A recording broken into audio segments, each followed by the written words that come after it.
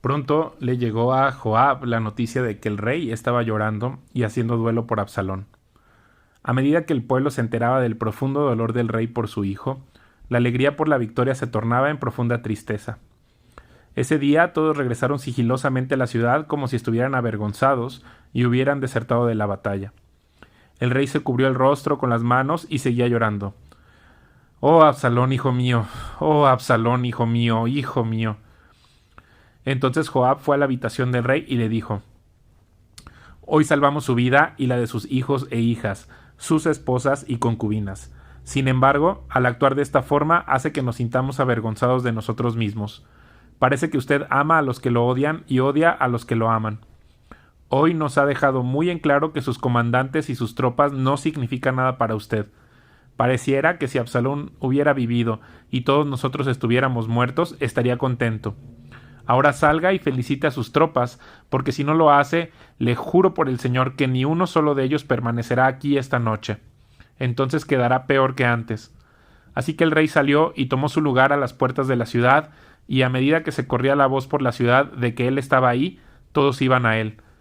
Mientras tanto, los israelitas que habían apoyado a Absalón huyeron a sus casas. Y por todas las tribus de Israel había mucha discusión y disputa. La gente decía: «El rey nos rescató de nuestros enemigos y nos salvó de los filisteos, pero Absalón lo echó del país. Ahora Absalón, a quien ungimos para que nos gobernara, está muerto. ¿Por qué no pedirle a David que regrese y sea nuestro rey otra vez?». Entonces el rey David envió a los sacerdotes Sadoc y Abiatar para que le dijeran a los ancianos de Judá: «¿Por qué son ustedes los últimos en dar la bienvenida al rey en su regreso al palacio? Pues he oído que todo Israel está listo. Ustedes son mis parientes, mi propia tribu, mi propia sangre. ¿Por qué son los últimos en dar la bienvenida al rey?». Además David les pidió que le dijeran a Amasa: «Como eres de mi misma sangre, al igual que Joab, que Dios me castigue y aún me mate si no te nombro comandante de mi ejército en su lugar». Así que Amasa convenció a todos los hombres de Judá y ellos respondieron unánimemente. Y le mandaron a decir al rey: «Regrese a nosotros y traiga de vuelta a todos los que lo acompañan». Así que el rey emprendió su regreso a Jerusalén. Cuando llegó al río Jordán, la gente de Judá fue hasta Gilgal para encontrarse con él y escoltarlo hasta el otro lado del río. Simei, hijo de Gera, el hombre de Baurim de Benjamín, se apresuró a cruzar junto con los hombres de Judá para darle la bienvenida al rey David. Otros 1000 hombres de la tribu de Benjamín estaban con él, entre ellos Siba, el sirviente principal de la casa de Saúl, los 15 hijos de Siba y sus 20 sirvientes. Bajaron corriendo hasta llegar al Jordán para recibir al rey. Cruzaron los vados del Jordán para llevar a todos los de la casa del rey al otro lado del río, ayudándolo en todo lo que pudieron. Cuando el rey estaba a punto de cruzar el río, Simei cayó de rodillas ante él. «Mi señor el rey, por favor perdóneme», le rogó. «Olvide la terrible cosa que su siervo hizo cuando usted dejó Jerusalén. Que el rey lo borre de su mente. Estoy consciente de cuánto he pecado. Es por eso que he venido aquí este día, siendo el primero en todo Israel en recibir a mi señor el rey». Entonces Abisai, hijo de Sarbia, dijo: «Simei debe morir porque maldijo al rey ungido por el Señor». «¿Quién les pidió su opinión a ustedes, hijos de Sarbia?», exclamó David. «¿Por qué hoy se han convertido en mis adversarios? Este no es un día de ejecución, sino de celebración. Hoy he vuelto a ser el rey de Israel». Entonces, volviéndose a Simei, David juró: «Se te perdonará la vida». Ahora bien, Mefiboset, el nieto de Saúl, descendió de Jerusalén para encontrarse con el rey. No había cuidado sus pies, cortado su barba ni lavado su ropa desde el día en que el rey dejó Jerusalén. «¿Por qué no viniste conmigo, Mefiboset?», le preguntó el rey. Mefiboset contestó: «Mi señor el rey, mi siervo Siba me engañó. Le dije: ensilla mi burro para que pueda ir con el rey, pues como usted sabe, soy lisiado. Siba me calumnió cuando dijo que me negué a venir, pero sé que mi señor el rey es como un ángel de Dios, así que haga como mejor le parezca. Todos mis parientes y yo solo podíamos esperar la muerte de su parte, mi señor, pero en cambio me honró al permitirme comer a su propia mesa. ¿Qué más puedo pedir?». «Ya dijiste suficiente», respondió David. «He decidido que tú y Siba se dividan tu tierra en partes iguales». «Dásela toda a él», dijo Mefiboset. «Estoy satisfecho con que haya vuelto a salvo, mi señor el rey». Barzillai de Galaad había descendido de Rogelim para escoltar al rey a cruzar el Jordán. Él era muy anciano, tenía unos 80 años y era muy rico. Él fue quien proveyó el alimento para el rey durante el tiempo que pasó en Mahanaim. Cruza el río conmigo y quédate a vivir en Jerusalén, le dijo el rey a Barzillai, y ahí me haré cargo de ti.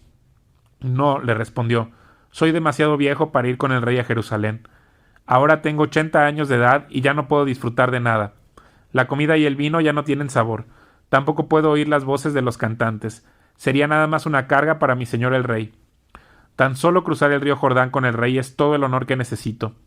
Después déjeme regresar para que muera en mi ciudad, donde están enterrados mi padre y mi madre. Pero aquí está su siervo, mi hijo Kimam. Permítale que él vaya con mi señor el rey y que reciba lo que usted quiera darle. Muy bien, acordó el rey. Kimam irá conmigo y lo ayudaré en cualquier forma que tú quieras. Haré por ti cualquier cosa que desees. Luego toda la gente cruzó el Jordán junto con el rey. Después que David lo hubo bendecido y besado, Barzillai regresó a su propia casa. El rey cruzó el Jordán hacia Gilgal y llevó a Kimam con él. Todas las tropas de Judá y la mitad de las de Israel escoltaron al rey en su camino. Pero todos los hombres de Israel se quejaron con el rey. Los hombres de Judá se adueñaron del rey y no nos dieron el honor de ayudarlo a usted, ni a los de su casa, ni a sus hombres a cruzar el Jordán. Los hombres de Judá respondieron, el rey es un pariente cercano, ¿por qué tienen que enojarse por eso? No hemos tocado la comida del rey ni hemos recibido algún favor especial. Pero hay 10 tribus en Israel, respondieron los otros, de modo que tenemos 10 veces más derecho sobre el rey que ustedes. ¿Qué derecho tienen de tratarnos con tanto desprecio? ¿Acaso no fuimos nosotros los primeros en hablar de traerlo de regreso para que fuera de nuevo nuestro rey? La discusión continuó entre unos y otros, y los hombres de Judá hablaron con más dureza que los de Israel. Sucedió que había un alborotador ahí de nombre Seba, hijo de Bicri, un hombre de la tribu de Benjamín. Seba tocó un cuerno de carnero y comenzó a repetir, abajo la dinastía de David, no nos interesa para nada el hijo de Isaí. Vamos, hombres de Israel, todos a sus casas. Así que todos los hombres de Israel abandonaron a David y siguieron a Seba, hijo de Bicri. Pero los hombres de Judá se quedaron con su rey y lo escoltaron desde el río Jordán hasta Jerusalén.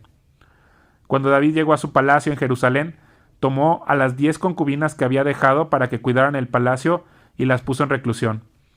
Les proveyó para sus necesidades, pero no volvió a acostarse con ninguna, de modo que cada una de ellas vivió como una viuda hasta que murió. Luego David le dijo a Amasa, moviliza el ejército de Judá dentro de 3 días y enseguida preséntate aquí. Así que Amasa salió a notificar a la tribu de Judá, pero le llevó más tiempo del que le fue dado.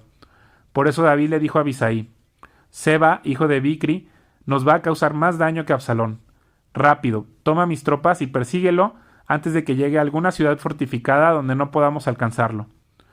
Entonces Abisai y Joab, junto con la escolta del rey y todos sus poderosos guerreros, salieron de Jerusalén para seguir a Seba. Al llegar a la gran roca de Gabaón, Amasa le salió al encuentro. Joab llevaba puesta su túnica militar con una daga sujeta a su cinturón. Cuando dio un paso al frente para saludar a Amasa, sacó la daga de su vaina. «¿Cómo estás, primo mío?», dijo Joab, y con la mano derecha lo tomó por la barba como si fuera a besarlo.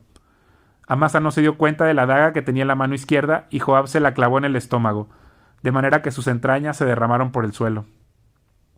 Joab no necesitó volver a apuñalarlo y Amasa pronto murió. Joab y su hermano Abisai lo dejaron tirado ahí y siguieron en busca de Seba. Uno de los jóvenes de Joab les gritó a las tropas de Amasa, «Si están a favor de Joab y David, vengan y sigan a Joab». Pero como Amasa yacía bañado en su propia sangre en medio del camino, y el hombre de Joab vio que todos se detenían para verlo, lo arrastró fuera del camino hasta el campo y le echó un manto encima. Con el cuerpo de Amasa quitado de en medio, todos continuaron con Joab a capturar a Seba, hijo de Bicri. Mientras tanto, Seba recorría todas las tribus de Israel y finalmente llegó a la ciudad de Abel Bet Maaca. Todos los miembros de su propio clan, los Bicritas, se reunieron para la batalla y lo siguieron a la ciudad. Cuando llegaron las fuerzas de Joab, atacaron Abel Bet Maaca. Construyeron una rampa de asalto contra las fortificaciones de la ciudad y comenzaron a derribar la muralla. Pero una mujer sabia de la ciudad llamó a Joab y le dijo, «Escúcheme, Joab, venga aquí para que pueda hablar con usted». Cuando Joab se acercó, la mujer le preguntó, «¿Es usted Joab?». «Sí, soy yo», le respondió. Entonces ella dijo, «Escuche atentamente a su sierva». «Estoy atento», le dijo. Así que ella continuó, «Había un dicho que decía, si quieres resolver una disputa, pide consejo en la ciudad de Abel». Soy alguien que ama la paz y que es fiel en Israel, pero usted está por destruir una ciudad importante de Israel. ¿Por qué quiere devorar lo que le pertenece al Señor? Joab contestó, créame, no quiero devorar ni destruir su ciudad.